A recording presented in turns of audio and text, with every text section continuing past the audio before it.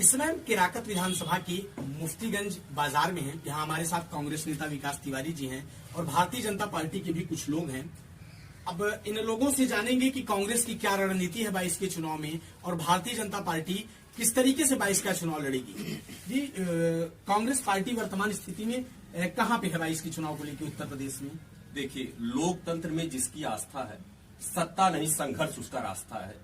और लोकतंत्र में राजनीति का मतलब सेवा होना चाहिए, सिर्फ और सिर्फ सत्ता नहीं होना चाहिए।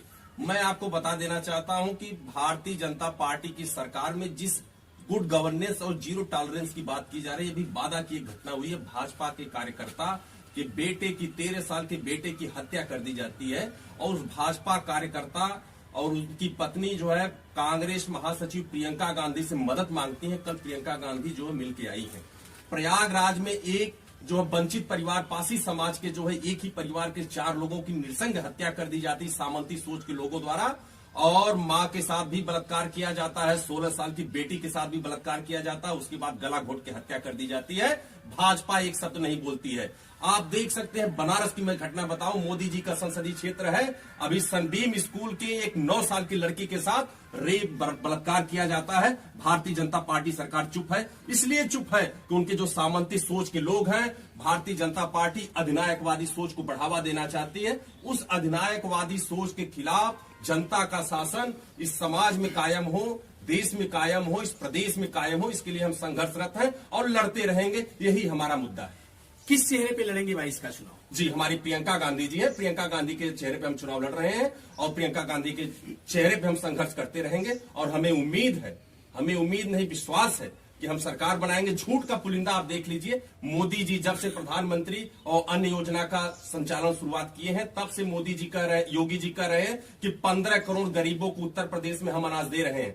आप अभी 2 दिन के पहले नीति आयोग की एक रिपोर्ट आई है जिसमें कहा गया है कि अगर यहाँ के 38% लोग गरीब हैं, अगर देखा जाए उत्तर प्रदेश की जनता जो है, जनसंख्या जो 24 करोड़ हो गई, अगर उसका 38% निकाला जाए तो 9 करोड़ हो जाती है। जब 9 करोड़ लोग ही गरीब हैं तो मोदी जी 15 करोड़ लोग कहां से आ गए? बाकी लोगों की संख्या कहां गई? क्या ये भ्रष्टाचार नहीं हो रहा है? इसकी भी जांच होनी चाहिए सरकार में, जो कहती है कि भ्रष्टाचार से मुक्त ये समाज हमने बनाया है और सरकार बनाया है। जब नीति आयोग या तो झूठा है या तो मोदी जी या योगी जी झूठे हैं।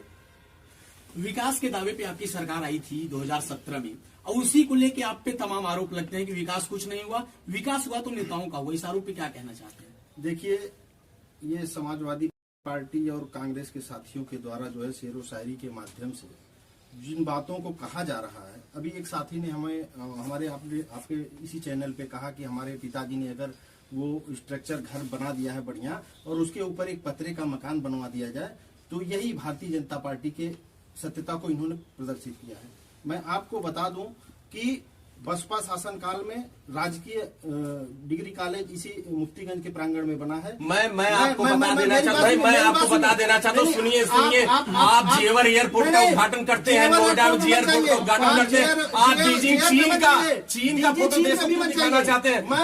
आप जो है एक फैक्ट्री को दिखाना चाहते हैं, विज्ञापन में फैक्ट्री का फोटो अमेरिका का क्यों दिखाना चाहते हैं?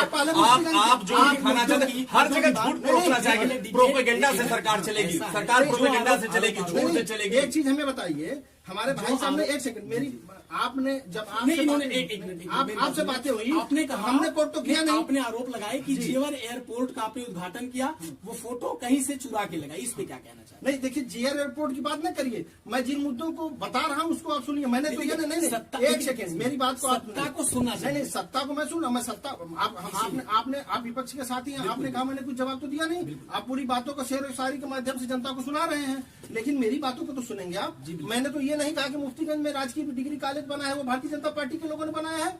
हमने ये कहा कि मुफ्तीगंज में राजकीय डिग्री कॉलेज बना है, वो बहुजन समाज पार्टी के समय में उसकी नींव पड़ी थी।